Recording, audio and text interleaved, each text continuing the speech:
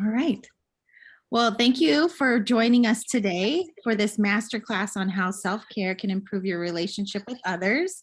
Our Skyterra Embrace team is grateful for you taking this time to spend with us. We have presenting today our Executive Director Greg Ostler and our Clinical Director Jennifer Negron. If you have questions throughout the presentation, feel free to put them in the chat and I will make sure that we get to them at the end. So with that, I'm going to let them take it away.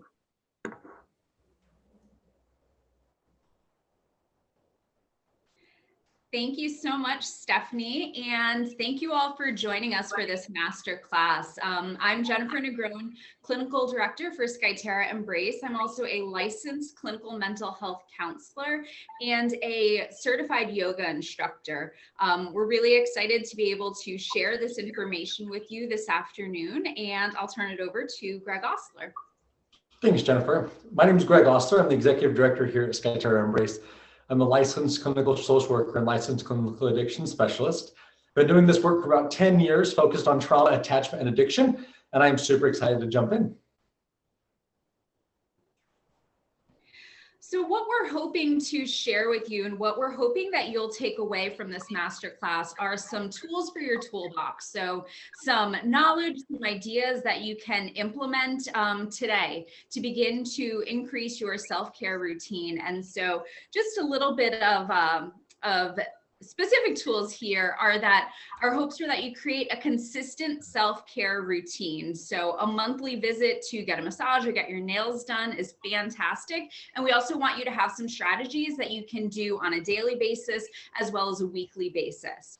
And through the use of that consistent self-care routine, a goal is to improve the relationship that you have with yourself as well as others. We'll get into the specifics of how you can apply this information. And finally, being able to manage your stress, recognizing that stress is a part of our daily lives. And again, having some concrete tools that you can apply to manage your level of stress that you experience.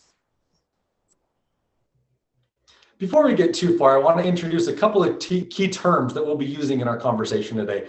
The first is stress.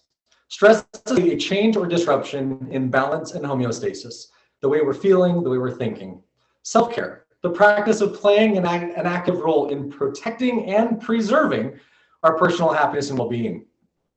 Mental health is our condition of psychological and emotional well-being. Wellness, specific to Skyterra Wellness and Skyterra Embrace, is the act of practicing healthy habits on a daily basis to attain better physical and mental health outcomes. And Therapeutic Wellness is a unique model to Skyterra Embrace, therapeutic support plus the 5 wellness pillars of participating in your life.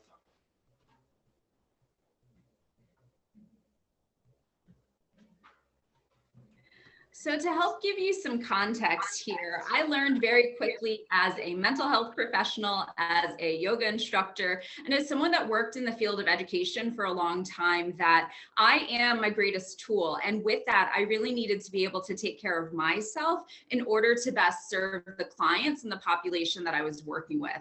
And so some of the benefits of a regular self-care routine are improving your physical health. So taking that time to incorporate daily movement in the way that works best for you to improve how you're feeling physically overall, and your ability to engage in daily activities.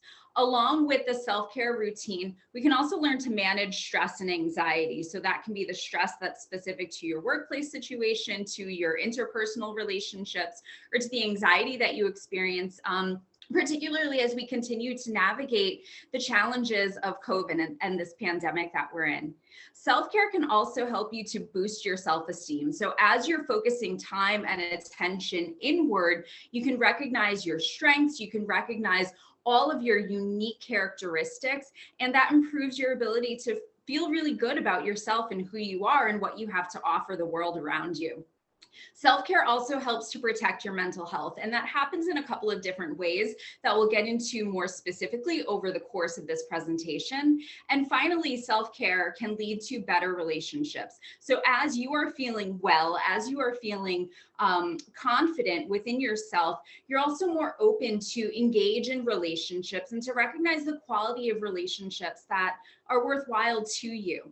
So really excited to get into the specifics here.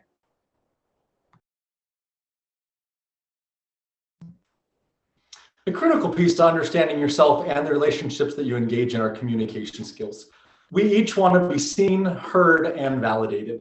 That is done by emotion expression and helping others understand our needs while we demonstrate empathy and validation in hearing their needs as well.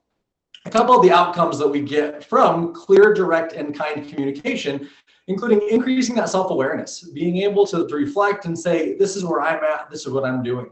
The next is advocate for our wants and needs. Being able to differentiate between our wants and needs is one of those first steps to setting boundaries with ourselves that helps us take control. The next is setting boundaries with ourselves and others, being able to help others see the benefits as well as hear where we're at in that process. The last is collaborative problem solving, being able to come together with like mind and be able to understand and be understood by both parties. Jennifer and I are going to role play a couple of different pieces of communication skills that we teach our students every day. And the first is simply emotion expression. This is one where a lot of vulnerability comes into this part of the conversation because we don't always know how we feel. We don't know what we feel. And we don't want to be wrong. So if I express an emotion and I want Jennifer to know that I am feeling a certain way, then I want to make sure I'm clear, I'm direct, and I am kind. And Jennifer, I would like to tell you that I am feeling very excited about being here together and being able to present all this information to those around us. I'm going to share another expression of emotion around the need for self-care, okay? So within this, one thing that we teach our students is really how to reflect on their needs and then present them to others. And one way we might do this is a little bit around a boundary setting of, Jennifer, I want you to know that I am feeling concerned about the way that we've been interacting because I feel like it's a lot of pressure and I don't know how to engage in that conversation. Greg, thanks for letting me know that you're concerned about the way we've been interacting. I hear that you feel like it's been a lot of pressure, and I'd love to come up with a plan for what we can do differently to improve our interactions and relationship and our ability to engage with one another. Thanks, Jennifer.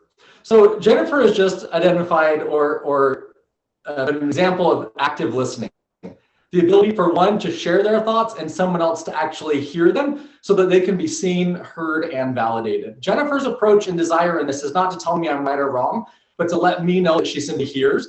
And then she also shared there's a plan. So when we jump into emotion expression, it can be robotic, it can seem kind of mundane, and it can seem kind of fake. And the way that we do approach this is by looking at the conflict resolution as well, so that we can also make sure that Jennifer is being seen and heard, but also working together as a team. One thing we do, or the first thing we do around conflict resolution is called a CFR. This is me expressing my concern, me expressing my feelings, and then also me expressing a request. So I'm going to demonstrate this with Jennifer. Jennifer, I want to share that I am concerned about the way that we've been interacting and share that I feel like it should be a little bit different. And I feel confused about the way that we're interacting because of our relationship. And my request is that we do come up with a plan. I want you to be able to know how I'm feeling and so that we can work together as a team.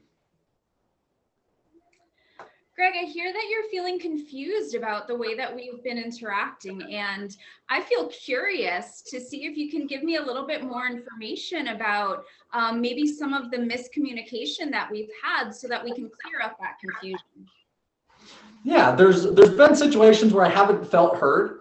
I've given feedback. I've shared my thoughts, or at least I thought I shared my thoughts, and I don't think that you understood them.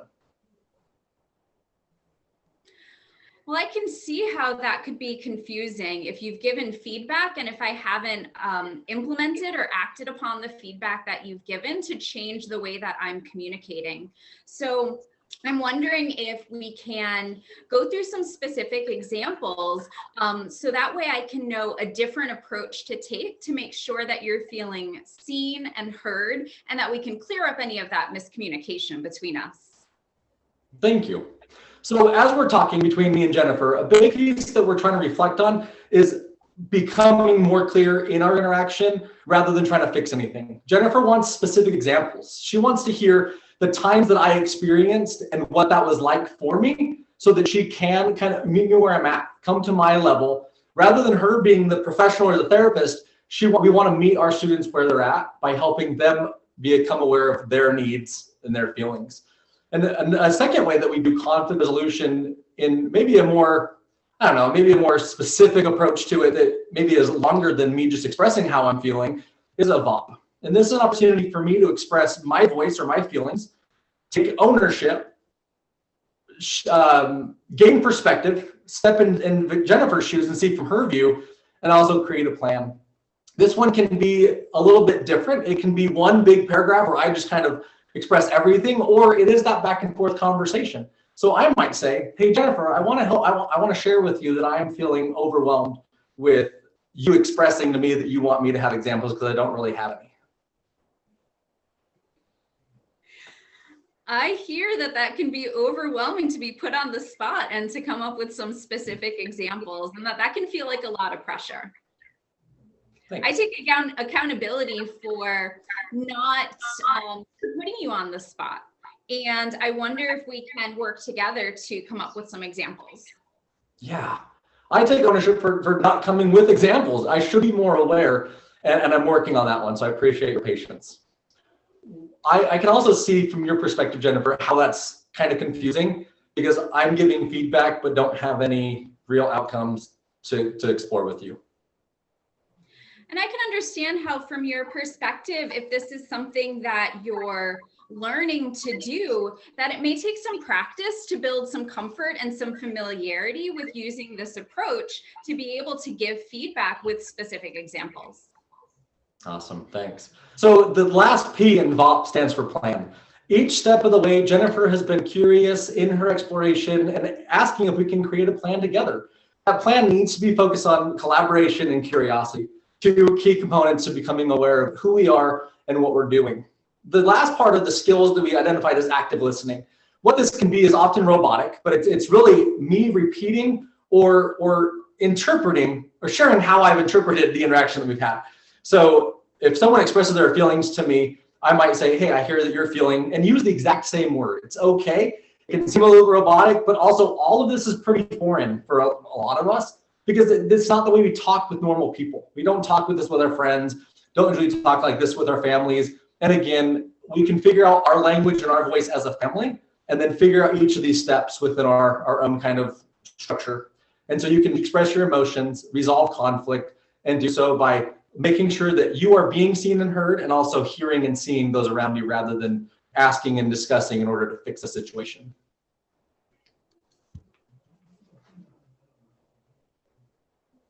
And so now that we've learned those great and really helpful communication skills to use, I'll give you some more information. So being able to, and Stephanie, if you can go back one slide, I think we skipped forward a little bit. Thanks so much. So along with those communication skills is the importance of emotional regulation and co-regulation. So emotional regulation is me, myself, being able to know what I'm feeling, to be able to manage my emotions, my thoughts, and my energy overall. Co-regulation is going to be when I enter into interaction with Greg in this example, our ability to regulate together.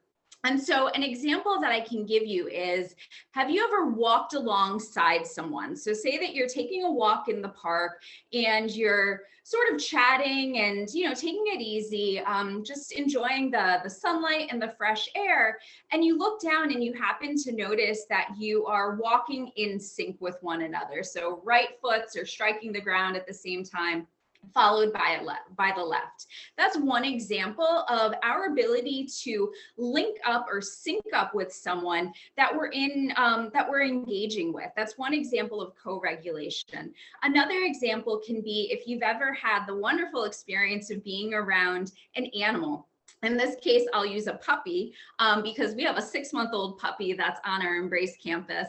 And he gives us a lot of feedback in terms of how we are expending our energy. So an example of that is if the puppy comes and crawls into my lap and falls asleep, he's pretty relaxed if he's able to fall asleep. He's breathing deeply. Maybe he even starts to snore a little bit. He's providing that warmth. And what I find is through that experience that my heartbeat is slowing down. that my breathing is getting a little bit deeper, and that I'm also feeling pretty relaxed by having a puppy fall asleep on my lap. So those are two different examples of how we can connect with others around us. And so the first example of walking in step with someone, with a friend, with a family member, with a loved one, is this idea of being able to respond and attune to one another. So I'm aware of what my friend is feeling. If I'm walking with Greg down the street, I'm aware of what Greg is feeling, and what maybe that's because he used a fab and he expressed his emotion directly to me. Maybe I'm reading his cues. I'm reading his body language, the way that he's holding himself, his facial expression. And so I'm having a deeper understanding of what his emotional experience is. And he's also being vulnerable with me. He's being authentic. He's not presenting a fake smile if he's feeling sad, or he's not saying that everything's fine if he's feeling mad. So he's showing up genuinely and giving that information for me to be able to receive. And I'm reciprocating. I'm also showing up and letting my outside match my inside. So that's the idea of attunement and congruence. It's being authentic. It's showing up however we're showing up, with whatever our experience is, whatever emotion, whatever thought, whatever challenge we may be working through, and being in relation with someone else. The animals also give us that feedback, as I had mentioned the example of the puppy, because if I'm feeling dysregulated, or if I'm in that state of hyperarousal where I can be feeling really strong emotions, really energetic emotions, that puppy may not feel safe with me. He may not feel like he can come and climb on my lap. And quite honestly, I may not be sitting still in order to create that opportunity for him to come and climb on my lap. Likewise, if I'm in that state of hypoarousal, referring to this diagram here, I may be feeling really low. And in that moment, I may not want to connect. I may be isolating myself. I may be holed up in my office if I'm at work, or I may be in my bedroom if I'm at home, because I don't have the energy to regulate myself, and I don't have the energy to be able to engage with the world around me, whether it's human relationships or animal relationships. So in that state of hypoarousal, again, the puppy may not be able to come lay on my lap because I'm not making myself available. I'm closing myself off to the world at that time. And so ideally, through regulation, through the ability to manage or ride those waves of emotions, I'll enter into my window of tolerance. So I'll find that place that is more of my my equilibrium, and I can experience highs and I can experience low moments, and I'm also going to come back towards that state of neutrality. And it's in that state of neutrality that the puppy is most likely going to want to come over and engage with me and help me to continue to calm my nervous system through that co-regulation. And some specific techniques that you can use to regulate emotion. So again, whether you're feeling kind of low in that state of hypoarousal, or if you're feeling really high in the hyperarousal, you can try some rhythmic movement. So that includes walking, as I said, being able to walk either by myself or being able to walk with someone. And maybe I'm not even engaging in conversation. I'm finding that movement, I'm getting fresh air. And through that rhythmic movement of taking those steps, I'm starting to regulate my nervous system.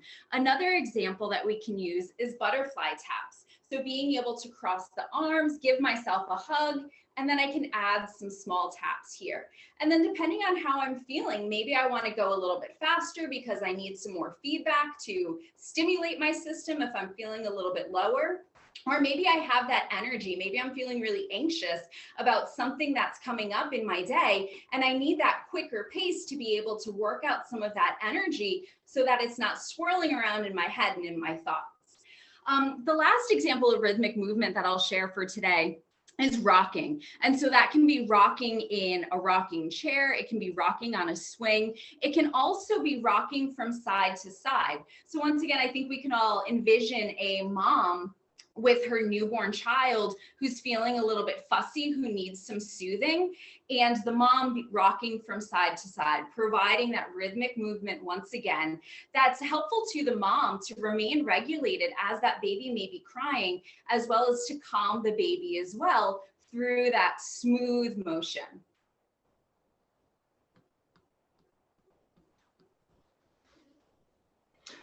So within this whole process, as Jennifer's talking about the regulation skills that we can use, utilizing the resources around us, what I really want to focus on now is how we turn that internally.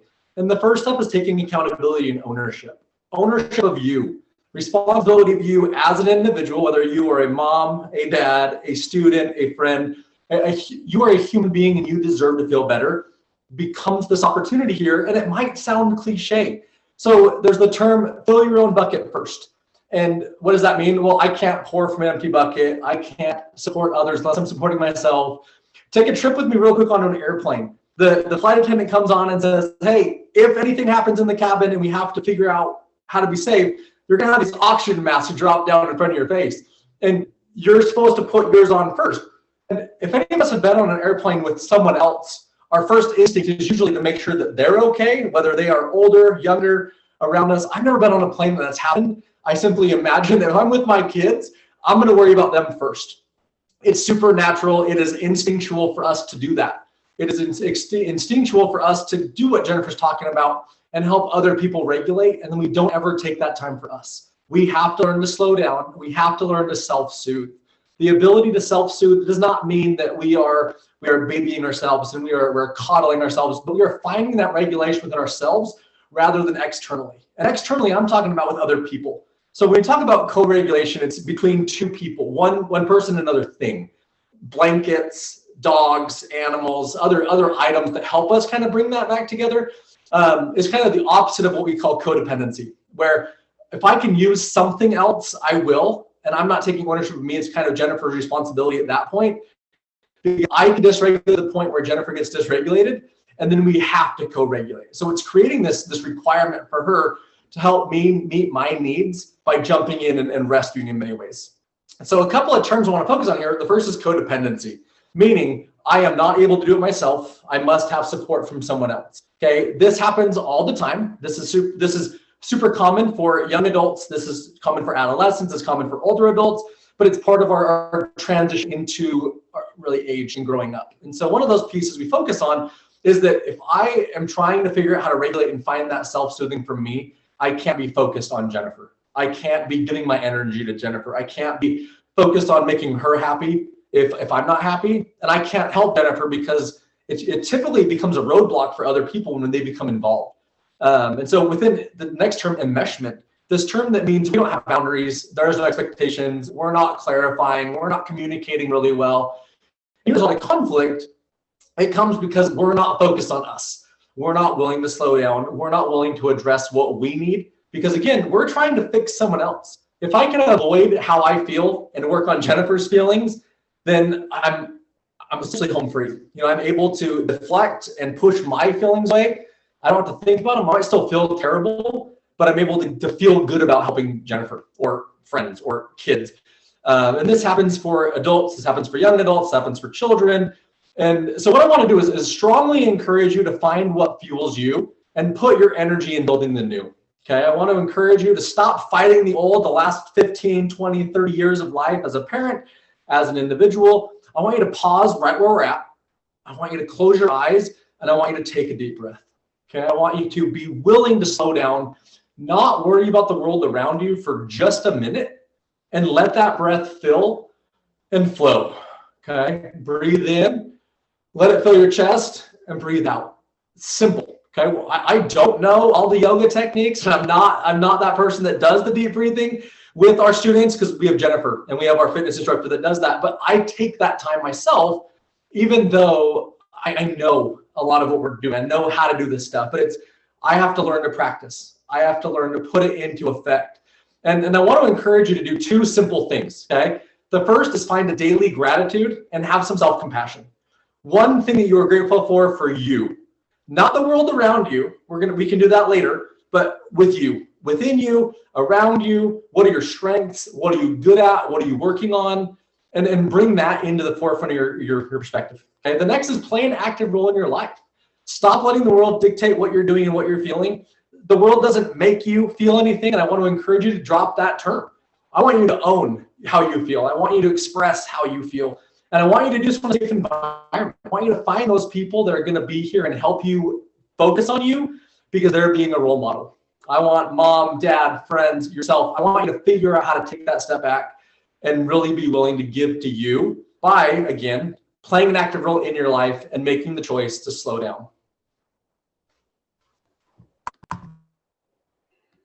So piggybacking off of that idea of finding the people within your lives that are going to support you, there's value in creating connection and belonging. And so to really find the authentic connection that we as humans crave, we need to be vulnerable and we need to be honest. And in the work that I've done over many years, what I often see is this idea of vulnerability can create some fear within some people because there may be some assumptions that vulnerability equates weakness. And so if we are vulnerable in our relationships, if we are vulnerable with ourselves, then we are acknowledging the weakness that we have inside, or we may be perceived as not being strong to ourselves or in our relationships, in our social circles.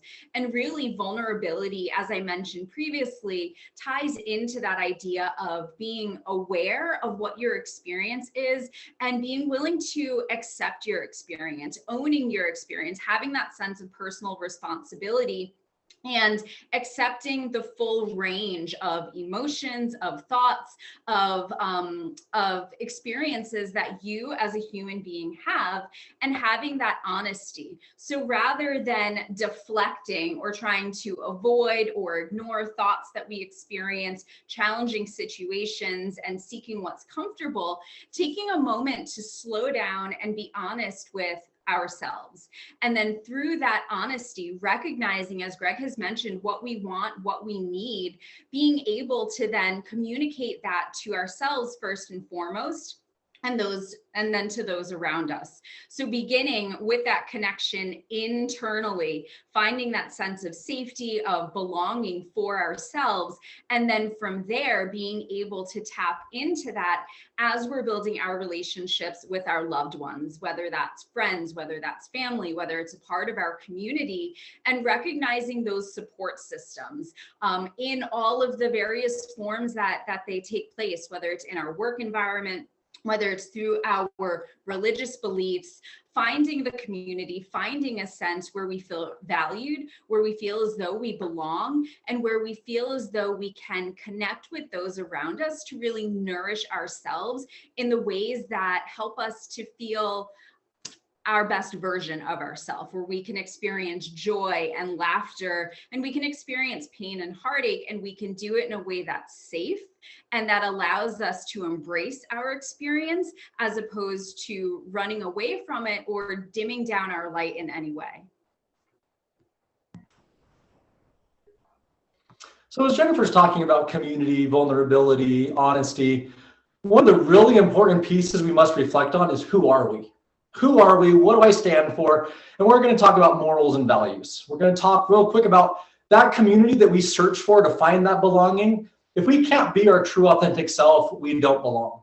We don't need to fake it. We don't need to sacrifice who we are to appease those around us. And often that's what happens. When we're working on a transition, we're working on developing and growing and becoming better, we're often going to compare ourselves to the world around us. One of those pieces is super apparent in social media. You know, what we post, where we post, when we post, why we post, all becomes a reflection of who I am and how I accept myself. And I'm not usually presenting the negative. I'm presenting the happiness, I'm presenting the joy, I'm presenting the fun, because that's what I'm seeing in other people. And what I want to encourage is that we take another step back and figure out our values. What do I stand for? What is important to me? And what do I prioritize? Because that's what's important, okay? And within this, allow your values to guide decision making. When you are deciding what your next step is, whether it's around school or work or relationships or friendships, take that time to slow down, reevaluate, and then reevaluate again what really is important to you. Because you're going to be comparing to this new partner, this new environment, and we might have to make some changes to some of those values, but we have to be authentic. We have to truly make sure that we are talking to ourselves, we are expressing to ourselves, using those communication skills that Jennifer and I talked about to ourselves. Being able to be gentle, being able to be welcome and opening to ourselves allows us to really live our values and find a community that's true to us. It doesn't happen now. It doesn't happen in a forced way. It has to be natural. And we have to also explore and be curious. We've got to be open to that vulnerability Jennifer talked about. And when things don't work out, be honest and take that step away.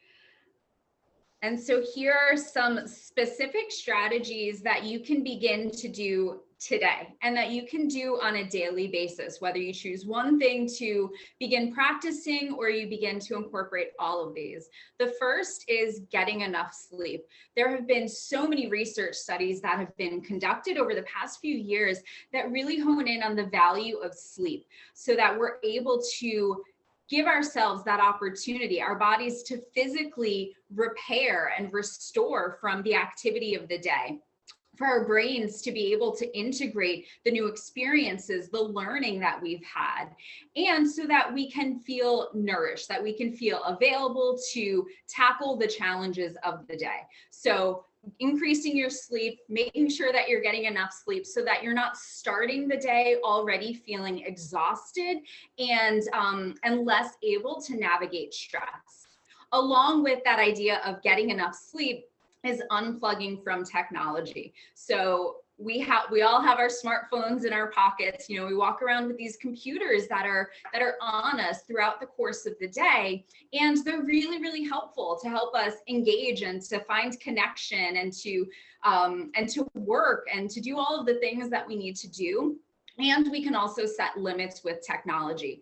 So one thing that the students at Embrace often identify that they'll do is that they plug their phones into another room other than their bedroom before they go to sleep at night. So being able to take that time that we're not looking at the blue screen and then immediately trying to fall asleep, where there's not the distraction if a message comes through in the middle of the night, and being able to shift that time to another activity that helps us wind down and begin to settle our mind for getting enough sleep. So that can include journaling, that can include reading, that can include Sudoku or needlepoint, doing something that is not in front of a screen, that allows us to take time to reflect, that allows us to take time to breathe and start to sort through the events of the day so that we can leave the thoughts and be able to settle in for a restful night's sleep.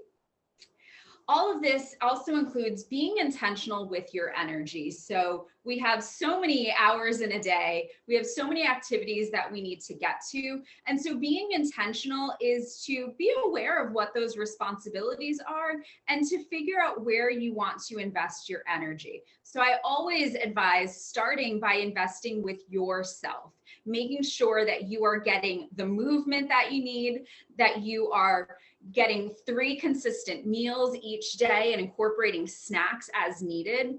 And also that you're getting out in nature. So even a few minutes of fresh air, of sunlight can help our bodies chemically to reset. And it also gives us that space, whether it's 30 seconds, whether it's a minute, to be able to shift our focus, our energy internally once again, and then decide what we want to do next, how we want to expend the rest of the energy that we have. So maybe that's using time management to say, okay, I'm going to knock off these easy tasks first, and then I'll delve into the more challenging task that I have at work. Or vice versa, if it's easier to tackle the mountain first thing in the morning, being able to get that done, to cross that off your list, and then figure out how you're going to use your energy to manage your time for the rest of the day. And then being present. So practicing mindfulness in the way that works for you. I think oftentimes when people hear mindfulness, they think of meditation, they think of being still, they think of being a blank slate and completely focused on this Zen experience. And what I've experienced through my work with individuals is that that is often not the case.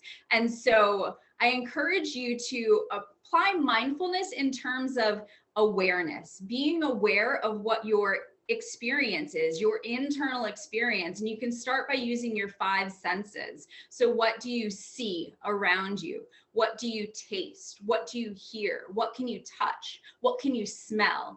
And that's a simple exercise that you can incorporate that, again, doesn't take very much time at all and creates that opportunity for you to check in with yourself and be aware of what your internal experience is, as well as that external experience, engaging the senses, recognizing what's around you, and then also noticing where your attention goes. If your attention falls on work, then perhaps you need to invest some time and energy to manage whatever the challenges are at work.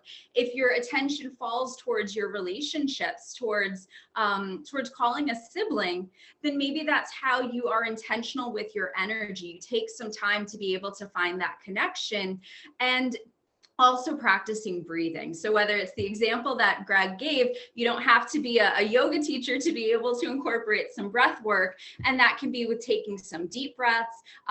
There's lots of great apps that are available in terms of being able to intentionally breathe.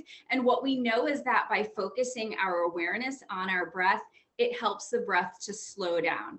The breath is also a good indication of what's going on within the mind. So if our breath is really fast or hurried, then oftentimes we're experiencing similar thoughts within the mind.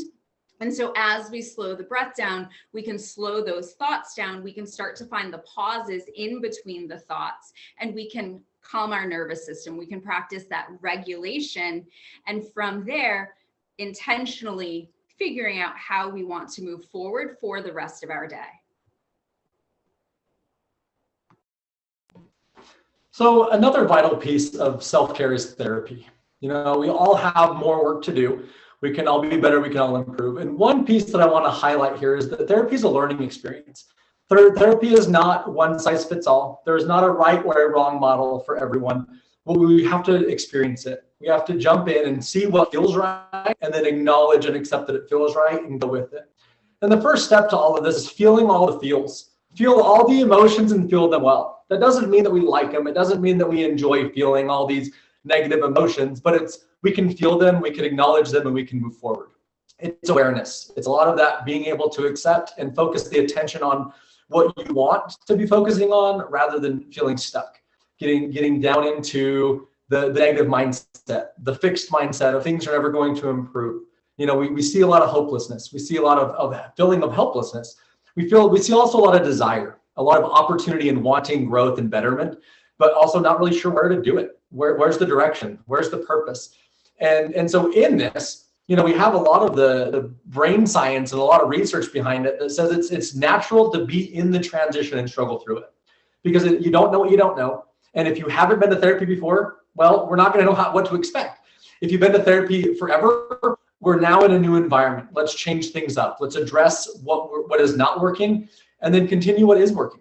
And what we do is really challenge the cognitive distortions, the feelings of helplessness, the feelings of I'm stuck, I don't have direction, this is the worst that could ever happen, and get out of that stinking thinking mindset. The idea that things cannot get worse is a very real reality that I believe we each experience at some point.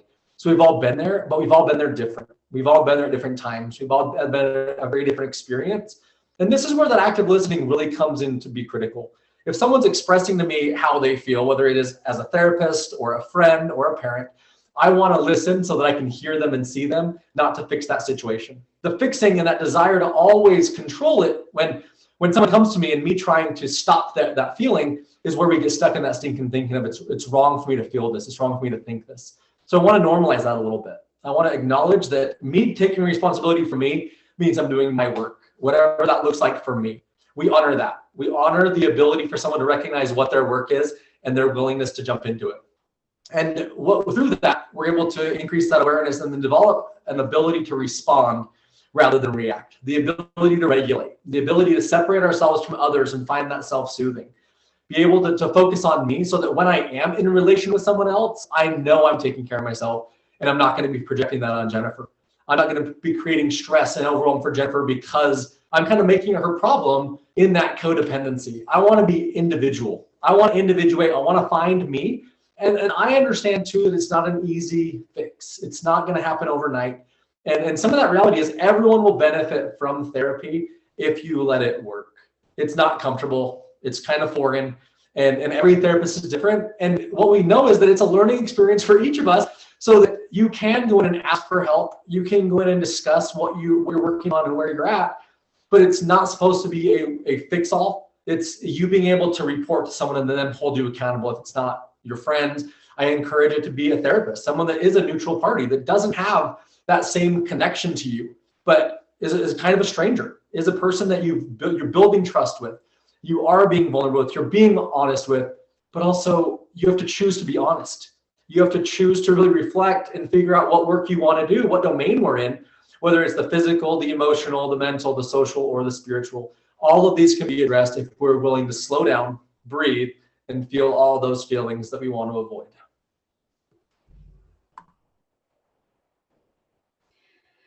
An important part of self-care is really celebrating you. And so one avenue to do that is to tap into your strengths, your passions, and your hobbies. You know, we're often quick to identify the things that aren't working or the areas where we could have done something differently. And that's fine for perspective, something I encourage you to talk to your therapist about. And it's also important to celebrate the things that we do well, the celebrations, the victories that we experience on a daily basis, on a weekly basis, on a monthly basis. So being able to recognize those sources of strength, and that can be physical strength, whether you're participating in a strength training exercise. That can also be your mental and emotional strength. It can be your perseverance. It can be your dedication, your commitment to show up for yourself every single day, to take time, again, whether it's 30 seconds or 30 minutes, to take care of you and to reflect and to continue to build the relationship with yourself. And as you're finding that reflection, you can also begin to find those areas of self-confidence. So recognizing something that you may not even known that you can do, and to feel capable, to feel really excited about that accomplishment, and to fill your well in that way. To know that you can do hard things, to do things that, again, may be unfamiliar, may be uncomfortable, challenging yourself to continue to grow, to continue to recognize that as you put yourself out there, as you exert effort, you start to notice the effect that you can have on your life. As you start to express what you want and what you need in your relationships and for yourself, then you can bring that into your life. Your loved ones can respond to your request. And if they choose to not respond to those requests, then you can also recognize that you may need different relationships to support your individual growth and your progress, while recognizing and honoring your value and your worth. And through all of this, through exploring something that maybe you enjoyed when you were in elementary school, maybe you really enjoyed creating slime, and that's something that for a brief moment you're able to find some joy, explore all the different options that are available to you. Feel free to connect with that inner child, and play and have fun and laugh and, and enjoy this life that you have. So self-care does not always have to be this serious thing. It can also be silly. It can be fun. It can be curious. It can be exploratory. And so with that, I encourage you to find joy within your life, right? So rather than saying this makes me happy or that doesn't make me happy, that's fine for perspective, but make yourself happy. Do the things that bring you joy. Do the things that allow you to feel passion, that allow you to feel excitement, that allow you to feel connection, because you are worth it. Couple of things I want to remind you of. The first, personalization. This is your journey, unique to you. You will never find another person that is on the same path, the same experience as you are. The next piece is that your needs, wants, goals, preferences, and limitations are different. You are unique. You are an individual. Let's celebrate it. The last piece on this one is stay true to you. Allow yourself to be authentic. And as we've talked about, allow yourself to reflect and create space for you to have joy, so that you can also experience joy with other people. So from there, I want to focus on progress, right? Practice makes perfect becomes a really major obstacle for a lot of individuals. And what I want to focus on is practice makes progress. Okay, the quest for this perfection is sabotage. The idea that I can or cannot be good enough becomes one of those fallacies that you run into of stinking thinking. And we let go of our goals. You have to understand that our goals are progress, not completion. Our goals are slowly integrating some of these new skills, not having it all figured out the minute I turn 18 and I'm on my own and I'm an adult, right? It's slowing down and being able to say that it's okay because I am taking one step forward at a time, and that is a huge success for me. We have successes every single day within our program at Skyterra Embrace, and it's because we focus on those baby steps. The fact that I am not continuing that behavior as much is progress. I am not talking about fixing it and getting rid of it and eliminating it completely. I'm focusing on giving myself time to really slow down, reflect, and breathe. The biggest thing here that I want you to take away is it takes time, okay? It takes time to grow. It takes time to make progress, and it takes time to improve. So I want to encourage you to take the time it takes so it takes less time. Let's try to do it right and do it strong and do it with all of our energy and understand we're going to make mistakes. It's going to be okay to fumble and to fall, and we got to keep getting up by finding that community, going back to those resources that we're building, and also making sure that we're advocating and being seen, heard, and seeing and hearing others. And so coming back to where we began with the tools that I hope you're able to acquire during this time, this afternoon, creating a consistent self-care routine. So again, I'm all about massages and getting your nails done. And please begin to incorporate these smaller tasks or activities that you can do that take less time. So in 30 seconds, you can practice some deep breaths. In 1 minute, you can identify how you're feeling. In 5 minutes, you can reach out and make a quick phone call or send a text message to a loved one to create a plan to spend some time with them or to see how they're doing. In 30 minutes, you can take a walk. You can breathe fresh air, you can regulate, you can do the 30-minute walk on your lunch hour and still have time to nourish yourself and get that meal to give you energy for the rest of the day. The next tool is improving relationships with ourselves and others. So as you're being authentic, honest, and vulnerable with yourself, as you're practicing that, it makes it that much more familiar and comfortable to do with those around you. And that's where that authenticity, that attunement, that congruence is going to allow you, it's going to support deeper, more nourishing relationships with your loved ones.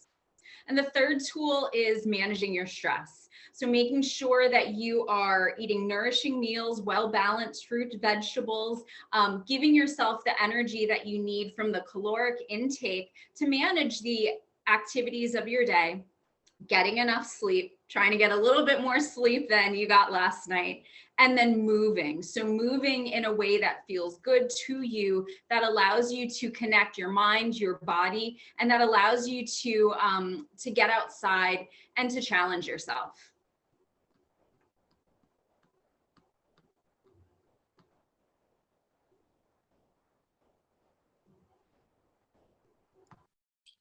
Thank you, Greg and Jennifer. That was great and helpful, and a good reminder for those of us that may put self-care to the back burner.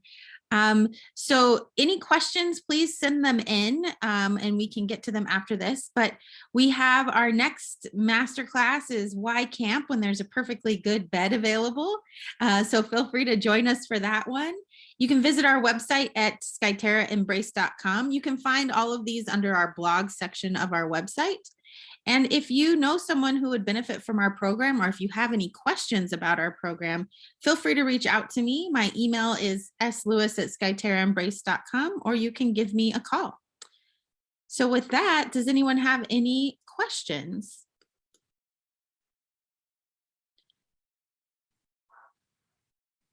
How do you all encourage parents when their students are with you to engage in self-care? What are some tools that you give them when they begin? Ooh, I like that question a lot. I think there's, in the work that we've done with parents, we get the resistant parents, the ones who are like, oh, I know everything, or I've already done that and it didn't work. And so what we do is exploring the same kind of conversation, but helping them find something they can do for themselves, even when they're feeling all those feels and they're feeling distracted and overwhelmed and stressed. Like helping them know that their child is doing those practices and creating that for themselves creates opportunity for parents to actually be okay with it. I think I think a lot of it's them being able to slow down and take a breath. And on my calls with parents, I am pausing and we are taking a breath together. And it's been fun because it's been a lot of role modeling. I think a big part of what we need to figure out in this world is how do we demonstrate this to teach others rather than expecting others to just know what to do and when to do it. And that's where our students come in. They come with their experience. This worked, this didn't work. I don't like massages. I don't like getting my nails done. I don't like doing my hair. Like there's a lot, it's okay. Like that's okay for people to be there. And what we're going to do is still have them challenge themselves and create something normal for themselves that they can take home. And a lot of it is that just that reflection of what's worked, what didn't work, what brings you joy, rather than, what do you do to kind of pass time? Because we know those behaviors and those hobbies aren't quite as productive. I'll add on that with our students, we encourage exposure to lots of different types of activities because, again, I think when we hear the term self-care, we have a few specific activities that we automatically go to. And so recognizing that different types of activities can count as self-care if it's nourishing to oneself and it allows someone to be regulated and connected.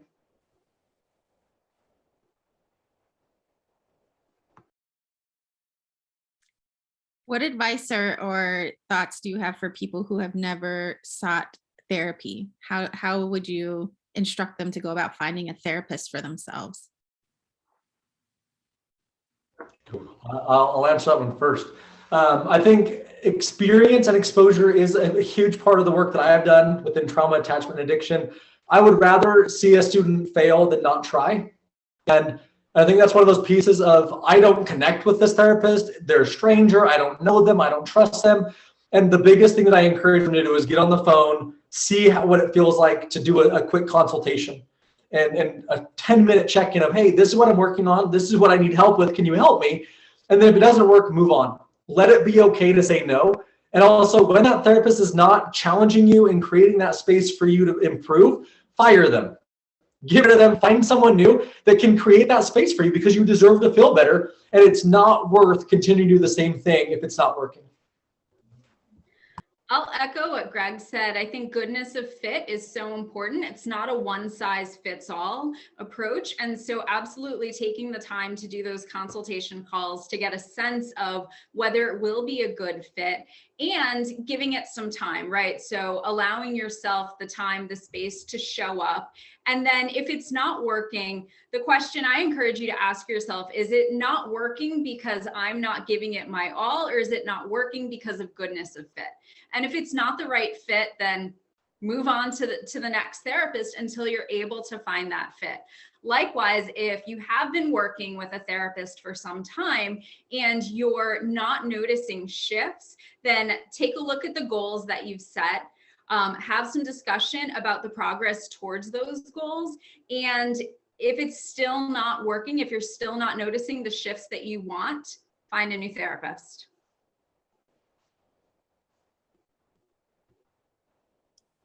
Awesome. Well, thank you. And if there's no other questions, we'll go ahead and wrap up. But we thank you all for taking this time with us. And it's been great.